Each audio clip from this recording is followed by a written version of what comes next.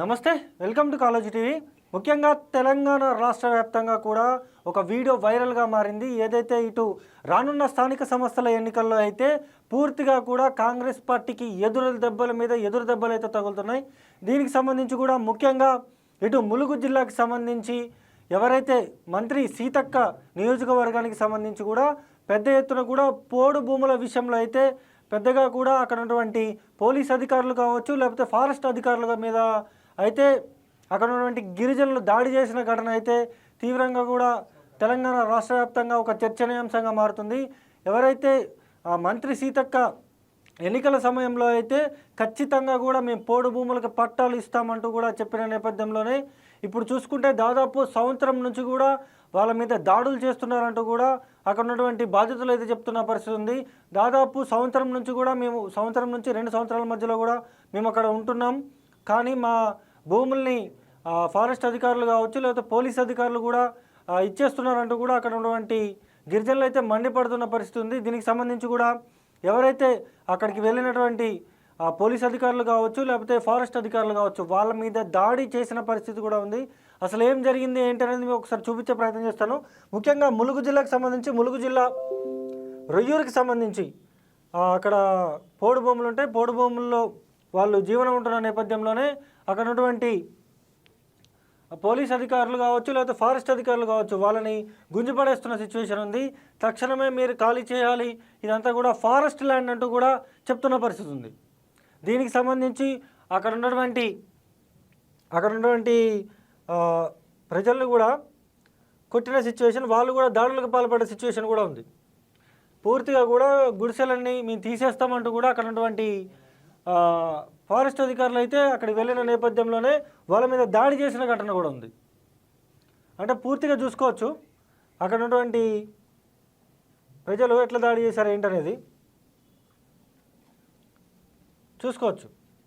దాడి చేస్తున్న పరిస్థితి అంటే అక్కడ ఉన్నటువంటి జేసీబీలు కావచ్చు, లేకపోతే అక్కడ వెళ్ళిన వాళ్ళపై అయితే దాడి చేస్తున్న పరిస్థితి.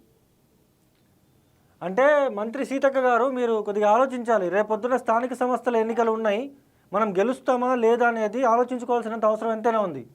చూసుకోవచ్చు ఎట్లా దాడి చేస్తున్నారు. ఎన్నిసార్లు చెప్పినా ఇది మా పరిస్థితి అని మొరబెట్టుకున్నప్పటికీ ఏ అధికారి కూడా పట్టించుకోవట్లేదు. అందుకనే మేము తిరగబడ్డామంటూ కూడా అక్కడ ఉన్నటువంటి ప్రజలు చెప్తా ఉన్నారు. ఏం జరుగుతుంది? అది ఇక్కడ మొత్తం ఆదివాసీలు ఎక్కువ ఉంటారు. గుట్ట మీద నుంచి దిగొచ్చిన వాళ్ళకేమో మీరు ఇల్లులు ఇస్తున్నారు, ఓట్ల కోసం మీరు వాళ్ళకి ఇచ్చేస్తున్నారంటూ కూడా అక్కడ ఉండి ప్రజలు చెప్తా ఉన్నారు. మీరు కూడా ఒక ఆదివాసీ బిడ్డే కదా సీతక్క గారు, కొద్దిగా ఆలోచించాలి కదా వీళ్ళ గురించి. చూడొచ్చు, మేము చాలా కాలం నుంచి ఉంటున్నాం, ఇది మా పరిస్థితి అని చెప్పినప్పటికీ చూసుకోవచ్చు అట్లా అక్కడికి వెళ్ళినటువంటి ప్రైవేట్ వెహికల్స్ ఏవైతే ఉంటాయో వాళ్ళ మీద దాడి చేస్తున్న పరిస్థితి. చూడచ్చు, అంత గందరగోళం జరుగుతూ ఉంది. అంత గందరగోళం జరుగుతూ ఉంటే ఒక పక్కేమో మీరు ఇల్లులు ఇయ్యరు, మీ కార్యకర్తలు ఎవరైతే ఉన్నారో మీ కార్యకర్తలే ఇల్లులు తీసేసుకుంటారు. మరి అక్కడ పోడు భూముల్లో వాళ్ళు పాకలు వేసుకొని ఉంటే వాళ్ళు ఎందుకు ఇచ్చేస్తూ ఉన్నారు? వాళ్ళని కొత్తగా ఉంటలేరు కదా, గత 2 సంవత్సరాల నుంచి ఉంటున్నారు. అంటే గత బీఆర్ఎస్ హయాం నుంచి కూడా ఉంటున్నారు. చెప్పాలి కదా మీరు, లేకపోతే ఇట్లా కాదు ఇట్లా చేయాలి, ఇట్లా కాదు ఇట్లా చేయాలని చెప్పాలి కదా మీరు. అది లేదు. చూడొచ్చు అసలు ఏం జరుగుతూ ఉంది ఏంటి అక్కడ. ఎంత ఘోరమైన పరిస్థితి అంటే మేము ఇంకా తట్టుకోలేమని చెప్పేసి వాళ్ళు దాడులకు పాల్పడుతూ ఉన్నారు. అక్కడ ఉన్న ప్రజలు తిరగబడుతూ ఉన్నారు. కనీసం కొద్దిగానే ఉండాలి కదా, వీళ్ళే కదా మిమ్మల్ని ఓట్లేసి గెలిపించుకుంది.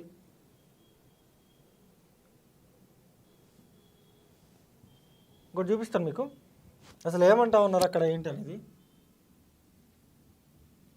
మేము 2 గుంటలకు 3 గుంటలకు మేము ఇక్కడ నివసిస్తాను. చిన్న గుడిసెలు వేసుకున్నాం. అవతల గొత్తోళ్ళు కానీ యువతల ఈ ఏరేటోళ్ళు కానీ వాళ్ళు పోలు నరుకున్నారు. వాళ్ళని ఏమంటే ఈ గొత్తోళ్ళని ఏమంటే లేదు. వాళ్ళు దేనికి వచ్చిందో వాళ్ళు ఓట్ల కోసం వచ్చిందా దేనికోసం వచ్చిందో మాకు తెలియదు. మేము ఇక్కడ లోకలు వాళ్ళు ఎక్కడి నుండి సర్టిఫికేట్ నుండి వచ్చింది ఉంటాను. ఒక్కొక్కరు 30 ఎకరాలు 40 ఎకరాలు కొట్టుకున్నారు. ఈరోజు ట్రాక్టర్లు ఉన్నాయి. ఈరోజు మాకు నరుకుతాందుకు ఇక్కడ మేము ఒక మనకు నరకలేదు. మేము ఎందుకు నరకడం లేదు? మేము ఏంటంటే మీ నివసిస్తానం నరకదా తప్ప మేము చేయొద్దు అని మేము నరకతలేము. నరక అసంటప్పుడు మాకు వచ్చి మా కూల కొడతాండ్లు. ఎందుకు కూల కొడతాండ్లు? మీ అవతల చూపెడతానంటాను. అవతల బోరింగ్లు ఇచ్చిండ్లు, ఏంది కరెంట్ లైన్లు ఇచ్చిండ్లు. ఎవరైనా ఇచ్చిండ్లు? మా ఎస్టీలకు ఎందుకు ఇవ్వకూడదు?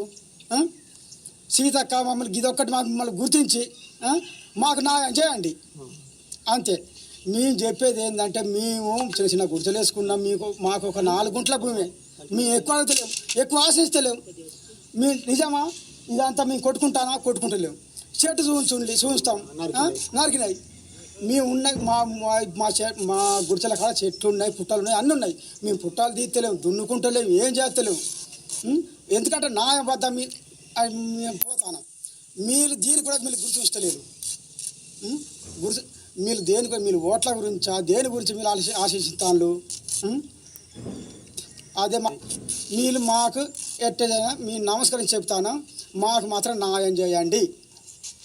నాయకపు 2 అంటే చూసుకోవచ్చు, ఆదివాసీ ఎవరైతే గుట్ట మీద నుంచి ఉంటారో వాళ్ళు వచ్చేసేసి ఇక్కడ పోళ్ళు కొట్టుకుంటున్నారు, ఎకరాలు కొట్టుకుంటున్నారు అని చెప్పేసి అక్కడ ఉన్న ప్రజలు చెప్తా ఉన్నారు.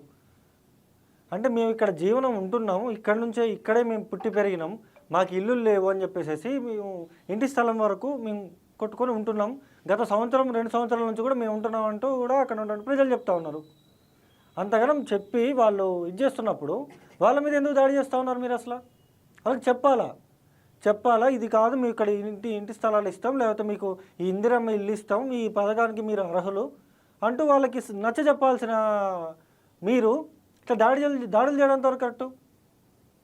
అంటే వాళ్ళు వేయట్లేదా మీకు ఓట్లు? వాళ్ళు వేస్తేనే కదా మీరు గెలిచింది, ఎమ్మెల్యే గెలిచింది, మంత్రి అయింది. ఉండాలి కదా కొద్దిగానా. చూద్దాం. వచ్చి ఒక ఆడ ఒంటరిగా వేసుకొని ఒక జంగలి అంటే ప్లేన్ ఏరియాలనే ఇల్లు కట్టుకొని గత సంవత్సరం నుంచి 2 సంవత్సరాల వరకు, ఇక 2 సంవత్సరం కూడా ఓపెన్ అవుతుంది. 2 సంవత్సరాలు అయినా కానీ మా మీద దాడులు కొనసాగిస్తూనే ఉన్నారు. ఇప్పటికీ ఒక 5-6 వంతులైనాయి. ఇప్పుడు మళ్ళీ వచ్చిండ్రు, ఇది 7వ వంతు. ఇంకా కూడా మా మీద చర్చలు జరుపుతూనే ఉన్నారు. ఈ ఫారెస్ట్ డిపార్ట్మెంట్ చేసిన వాళ్ళకు మీ న్యాయం చేస్తాను, వాళ్ళు మాకు అన్యాయం చేస్తాను. గత 2011-12 సంవత్సరాల కాడికి వెళ్ళి కొత్త పోళ్ళు అన్నీ కొట్టుకొని గిరిజనేతలు వాళ్ళు 10 ఎకరాలు 12 ఎకరాలు వాళ్ళకి అట్లుంటే మాకు ఒక 1/2 ఎకరం కూడా మాకు గతి లేదు. మాకు ఉన్నది, మా నాయనలు సంపాదించిన భూమి ఉన్నది, కానీ మా నాయనలకు మేము 2 కొడుకులం. మాకు ఒక గుంటే ఉన్నది. ఆ గుంటలో మీ 2 గుర్తుల ఇల్లు వేసుకుంటాం. ఇక ఒక ఇల్లు ఆడే మా తమ్ముడే ఉంటాడు, నేనే ఉంటా. మాకు ఇల్లు స్థలం సరిపోకనే ఒక ప్లేన్ ఏరియాకి వచ్చి ఒక ఆడ నివసిస్తాను. ప్లస్ మళ్ళా ఒక 2 ఒక సంవత్సరం నుంచి ఇంత కష్టపడి ఇంత ఇల్లు కడతా అంటే కూడా వేసుకుంటా అంటే కూడా మా మీద ఇంకా దాడులు ఆపుతలేరు. ఎమ్మెల్యే సీతక్క గారు, మంత్రి గారు మమ్మల్ని మమ్మల్ని అర్థం చేసుకొని మా బాధని కూడా మా డిపార్ట్మెంట్ వాళ్ళకు కూడా ఫారెస్ట్ డిపార్ట్మెంట్ వాళ్ళకు కూడా ఒక చుట్టూ మా పైన దయచేసి ఘర్షణలు ఆపు చేయమని మనవి. ఇక ఇంతే. అంటే గత 10 సంవత్సరాల్లో బీఆర్ఎస్ పరిపాలనలో ఉన్నప్పుడు మీరు అక్కడ ఎమ్మెల్యేగా ఉన్నప్పుడు ఇదే పోడు భూములకి పట్టాలు ఇవ్వాలంటూ కూడా మీరు ఒక వీడియో కూడా రిలీజ్ చేసిన ఘటన ఉంది. గుర్తుందో లేదో సీతక్క గారికి, మళ్ళీ ఒకసారి నేను గుర్తు చేస్తా ఉన్నా. పోడు భూములకి పట్టాలు ఇవ్వాలి అని చెప్పేసి మీరే ఒక వీడియో రిలీజ్ చేసిన పరిస్థితి కూడా ఉంది. ఇప్పుడు మీరు అధికారంలోకి వచ్చారు. మీరు అధికారంలోకి వచ్చిన తర్వాత కూడా ఇదే రిపీట్ అవుతుంది. ఏం చెప్తారు ప్రజలకి? అధికారం వచ్చిన తర్వాత ఒకలాగుంటారు, అధికారం రాకముందు ఒకలాగున్నారు అని చెప్పేసి అక్కడ ఉన్నటువంటి ప్రజలు చెప్తా ఉన్నారు క్లియర్గా. ఏం జరుగుతూ ఉంది? లేకపోతే మీకు ఎవరైనా రాంగ్ గైడెన్స్ ఇస్తున్నారా అనేది కూడా తేల్చాల్సినంత అవసరం ఎందుకైనా ఉంది. ఎందుకంటే మీరు ఒక ఆదివాసీ మహిళ, ఆదివాసీ మంత్రి కాబట్టి ఆదివాసీల సమస్యల కోసం మీరు మాట్లాడాల్సినంత అవసరం ఉంటుంది. ఎందుకంటే ఆ నియోజకవర్గానికి మీరు ప్రాతినిధ్యం వహిస్తున్నారు కాబట్టి ఆదివాసీల తరపు నుంచి మీరు గతంలో మాట్లాడారు, ఇప్పుడు కూడా మాట్లాడాలా. వాళ్ళు ఎవరైతే ఉన్నారో వాళ్ళకి పోడు భూములకి పట్టాలు ఇస్తారా, లేకపోతే వాళ్ళకి ఇంకో చోట ప్లేస్ చూపిస్తారా, లేకపోతే ఇందిరమ్మ ఇల్లులు ఇస్తారా ఏంటనేది చేయాలా. అంతేగాని ప్రజలు తిరగబడేంత వరకు కూడా చూడడం కరెక్ట్ కాదనేది మా ఉద్దేశం. చూద్దాం అసలు అక్కడ ఉన్నటువంటి ఇంకా ప్రజలు మాట్లాడే రాష్ట్రాల నుంచి కూడా ఛత్తీస్గఢ్ రాష్ట్రాల నుంచి కూడా వలస వచ్చిన వాళ్ళు ఉన్నారు, చాలా మంది ఉన్నారు. ఛత్తీస్గఢ్ రాష్ట్రపోలు వాళ్ళకు ఒక్కొక్క 10 ఎకరాలు 12 ఎకరాలు వాళ్ళకు కేటాయించి ఉన్నాయి. వాళ్ళకు కొత్త పూలు తయారైనాయి, వాళ్ళు పంట చేసుకుంటారు, పండించుకుంటారు. వాళ్ళ మీద లేని చర్చలు వాళ్ళు మొన్న ఇక్కడి స్థానిక నుంచి నివారించిన వాళ్ళం మేము. మాకు గుంట భూమి కూడా ఒక స్థలం కూడా లేదు. ఎమ్మెల్యే సీతక్క గారు ఇప్పుడే మనవి మేము కోరుకునేది ఏంటంటే దయచేసి మా మీద దాడులు ఆఫ్ చేయండి. ఇక్కడికి వచ్చి 1 year అవుతుంది. ఇప్పటికీ ఫారెస్ట్ అధికారులు పోలీసు వాళ్ళు ఒక 5-6 సార్లు పీకేయడం జరిగింది. పీకుతుంటే మేము వేస్తున్నాము. ఇలా తీసేయంగా మాకు ఇప్పటికీ వచ్చేసి 1 year అవుతుంది. ఇక మాకు కూడా ఓపిక నశించింది. ఈ రోజుతో మాకు అధికారుల సమక్షంలో ఇప్పుడు పోలీస్ డిపార్ట్మెంటు, ఫారెస్ట్ డిపార్ట్మెంటు, మా సంఘాలు కూడా వచ్చాయి ఇక్కడ. ఈరోజు ఆటో తేలాలని మేము ఫిక్స్ అయినాము. వాళ్ళు కూడా మేము ఫోర్స్ని దించుకుంటున్నామని చెప్తున్నారు. సరే ఎంతమంది ఫోర్స్ వచ్చినా మేము కూడా తిరగబడదామని ఫిక్స్ అయిపోయినాము. వాళ్ళ మాకు దక్కాల. ఈరోజు ఏటోకి మాకు తేలాలన్న ఉద్దేశంతో మేము ఉన్నాము. తిరగబడడానికి ఫైట్ చేయడానికి మేము కూడా సిద్ధంగా ఉన్నాం. దేనికంటే దానికి ఇప్పుడు జేసీబీలో మేము కూడా తిరగబడ్డాము. వాళ్ళు వెళ్ళిపోయినారు. మళ్ళీ ఇంకా ఫోర్స్ని ఎక్కువ దించుకుంటాను అంటున్నారు వాళ్ళు. కానీ మేము దీనైతే యుద్ధమని అయితే ఆపేది లేదు. మాకు ఇంటి స్థలాలు దక్కాలి, మాకు ఏజెన్సీ కావాలి. మాకు దీని నిమిత్తం మేము ఎంతవరకైనా మేము ఫైట్ చేస్తాం. మేము వెంకటేశ్వర్ ఇక్కడ మేము 2 గుంటలకు 3 గుంటలకు మేము ఇక్కడ నివసిస్తాం. అంటే మేము గతంలో అనేక సార్లు ఇది మా పరిస్థితి అని చెప్పినాం.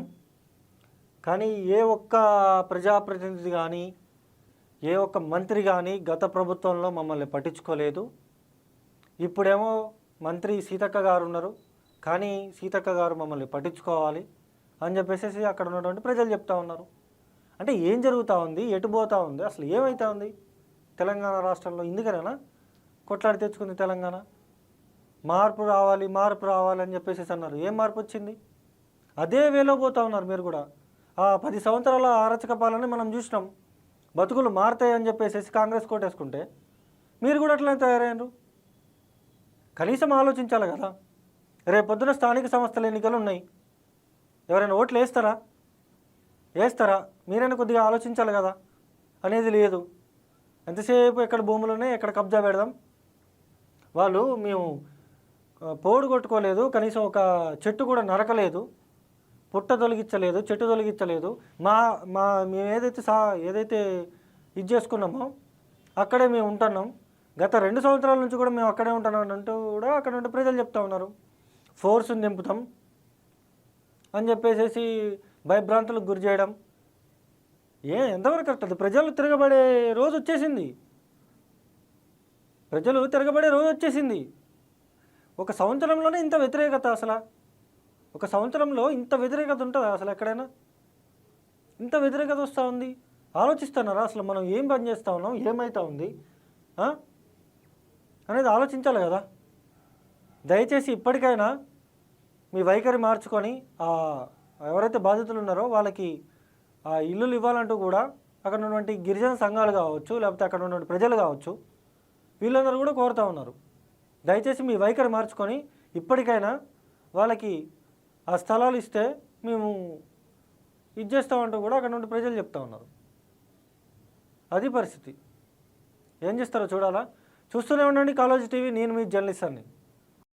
విదేశాల్లో ఉన్నత విద్యను చదువుకోవాలని అనుకుంటున్నారా? అయితే వెంటనే ఫ్లైగ్రాండ్ ఓవర్సీస్ ఎడ్యుకేషన్ కన్సల్టెన్సీని సంప్రదించండి. మీ విదేశీ కలలను సాకారం చేసుకోండి. ఫ్లైగ్రాండ్